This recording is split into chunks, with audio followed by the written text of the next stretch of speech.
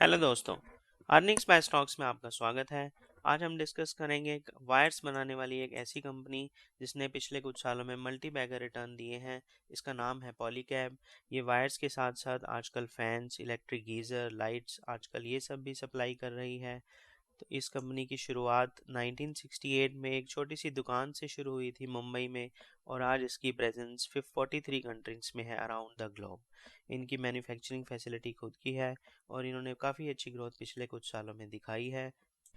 अगर हम इसका मार्केट शेयर की बात करें तो 24% इसका मार्केट शेयर है और 25 मैन्युफैक्चरिंग फैसिलिटीज़ हैं। 70 कंट्रीज़ में इसका एक्सपोर्ट हो रहा है प्रोडक्ट, और 4300 इसके ऑथराइज्ड डिस्ट्रीब्यूटर्स हैं और जो एक्सपैंड हो रहे हैं, और रिटेलर्स लगभग 2 लाख के आसपास हैं। तो काफ़ी अच्छी ग्रोथ इसने पिछले कुछ सालों में दिखाई है।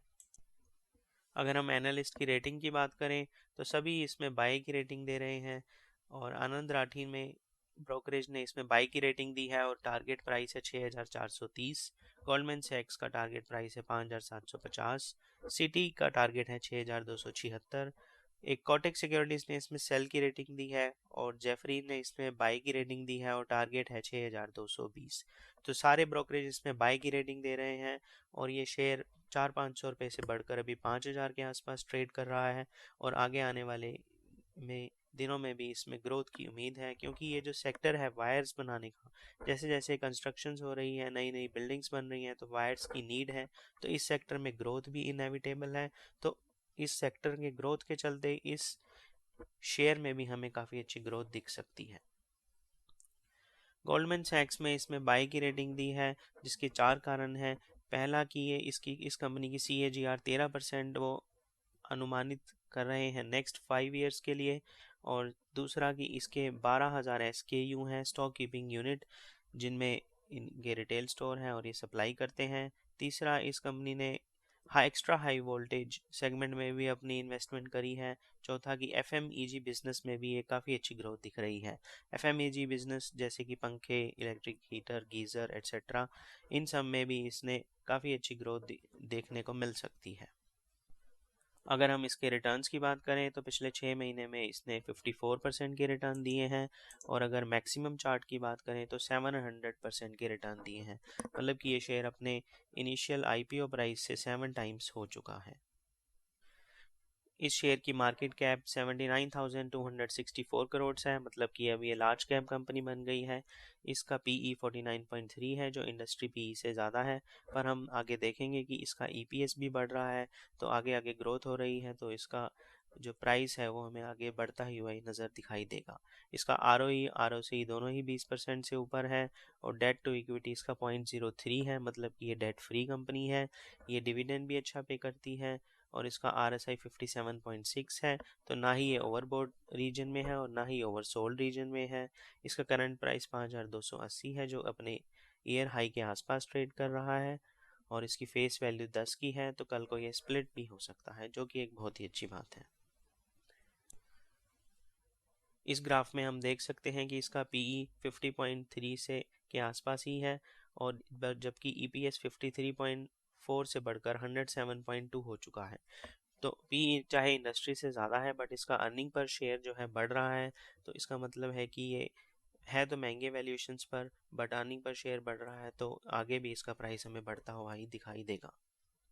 अगर हम इस कंपनी के प्रोस की बात करें तो ये एक डेट फ्री कंपनी है, और इसने एक अच्छा डिविडेंड भी पे करा है, और इसके डेटर डेज इम्प्रूव हो रहे हैं।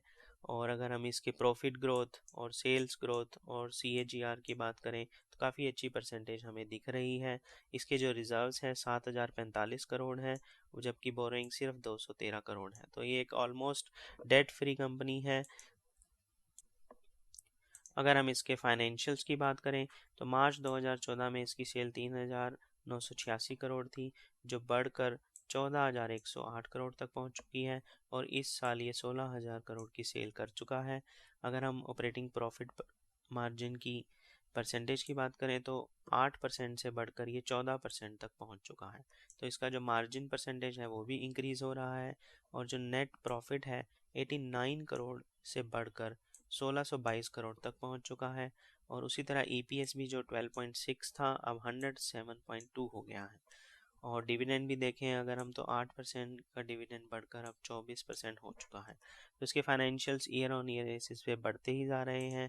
तो एक ग्रोथ इसमें काफ़ी अच्छी दिखाई है पिछले कुछ सालों में, और आगे आने वालों में भी इस सेक्टर में ग्रोथ होने के कारण और वायर्स की डिमांड होने के कारण और मार्केट लीडर होने के कारण ये काफ़ी अच्छी ग्रोथ हमें दिखा सकता है।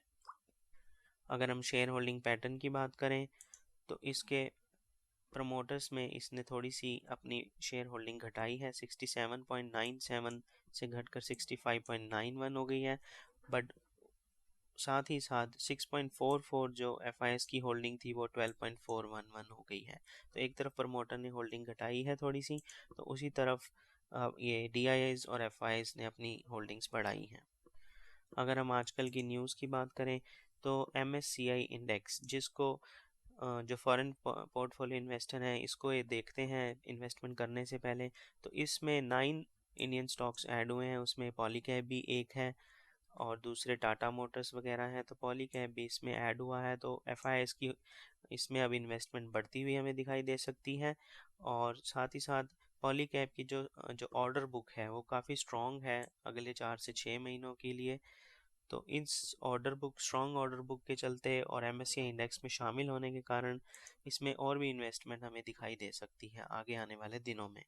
अगर हम इस कंपनी के स्ट्रेंथ्स की बात करें तो इसका प्राइस जो है शॉर्ट मीडियम और लॉन्ग टर्म मूविंग एवरेज से अबव है, तो एक बुलिश मोमेंटम हमें दिख रहा है। और कंपनी का जो इस साल का EPS ग्रोथ है वो भी काफ़ी शानदार है। इसकी क्वार्टरली ग्रोथ भी काफ़ी अच्छी है, नेट प्रॉफिट भी अच्छा है और कंपनी विद लो डेट है। उस साथ के साथ जो पिछले लास्ट 2 ईयर्स में इसकी बुक वैल्यू पर शेयर और नेट प्रॉफिट इम्प्रूव हुए हैं। और इसके जो प्रमोटर्स के शेयर्स हैं कोई भी प्लेज नहीं है, जीरो प्रमोटर प्लेज है। और एफआईज और डीआईज और अदर इंस्टीट्यूट्स में इसमें शेयर होल्डिंग बढ़ाई है। तो काफ़ी अच्छे हमें इसमें स्ट्रॉन्ग पॉइंट्स दिख रहे हैं। अगर हम इसकी वीकनेस की बात करें तो म्यूचुअल फंड ने इसमें शेयर होल्डिंग घटाई है, पर साथ ही साथ एफआईज और डीएस ने इसमें शेयर होल्डिंग बढ़ाई है। और अगर हम इसमें अपॉर्चुनिटीज़ की बात करें तो ब्रोकरेज ने इसमें टारगेट प्राइस को अपग्रेड किया है और इसमें एक पॉजिटिव ग्रोथ है सेल्स और प्रॉफिट में। और ये इसका जो RSI है वो प्राइस की एक स्ट्रेंथ में प्राइस में एक स्ट्रेंथ दिखा रहा है। आइए अब इसके चार्ट पैटर्न पर नज़र डालते हैं। इसका जो एक स्ट्रॉन्ग सपोर्ट है वो 5000 के आसपास है और जो रेजिस्टेंस है वो 5500 के आसपास है। इसका जो करंट ट्रेडिंग प्राइस है वो 5200 के आसपास ट्रेड कर रहा है। तो यहाँ से अगर ये नीचे गिरता है तो 5000 पर एक इसको सपोर्ट मिलेगा, वहाँ पर एक बाइंग अपॉर्चुनिटी होगी। हम ये दोस्तों ऐसा शेयर है जो हमें एक लंबे टाइम तक हम अपने पोर्टफोलियो में रख सकते हैं। इसमें हमें टारगेट नहीं बल्कि टाइम के साथ जो है इसमें हमें ट्रेड करना चाहिए या इन्वेस्ट करना चाहिए। हमें 2-3 साल का नज़रिया रखना चाहिए और बाय ऑन डिप पे हमें हमेशा इसको एक्यूमुलेट करना चाहिए। तो नियर रेजिस्टेंस है इसमें 5000 के आसपास और फिर उसके बाद 4800 के आसपास, और जिसका ऊपर रेजिस्टेंस है 5500 के आसपास।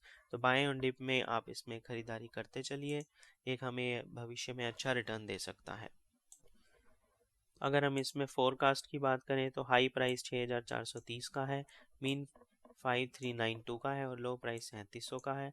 तो ये भविष्य में 6430 हमें काफ़ी आने वाले दिनों में काफ़ी जल्दी दिखाई देगा। उसी तरह अगर हम EPS का फोरकास्ट देखें तो फाइनेंशियल ईयर 24 में 114, 25 में 130 और 26 में 154 का है। उसी तरह P जो है इसका थोड़ा घटता हुआ नज़र आएगा हमें। तो ये हो सकता है ये थोड़ा सा डिप भी ले सकता है, पर आगे आने वाले दिनों में EPS के बढ़ते हमें ये बढ़ता हुआ ही नज़र आएगा।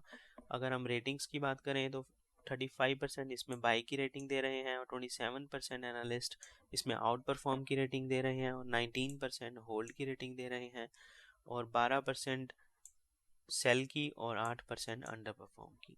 तो दोस्तों काफ़ी ज़्यादा एनालिस्ट में इसने होल्ड या आउट परफॉर्म या बाई की रेटिंग दी है। तो ये काफ़ी अच्छा शेयर है जिसमें हम बाइंग करके चल सकते हैं।